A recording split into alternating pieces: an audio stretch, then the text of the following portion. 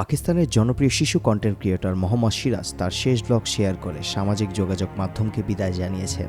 গত 15ই মে নিজের ইউটিউব চ্যানেলে 11 মিনিটের একটি ভিডিও প্রকাশ করেন সিরাজ, যেই ভিডিওকে নিজের চ্যানেলে শেষ ব্লগ বলে মন্তব্য করেন তিনি।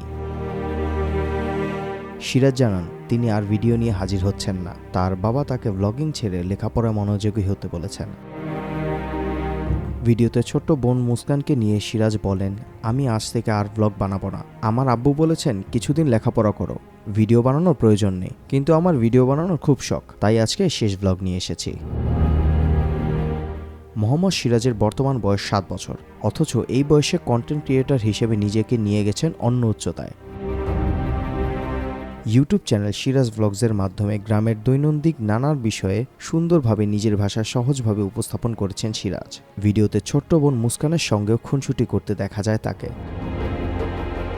মুশফিকা আসাদ, মাই টিভি অনলাইন।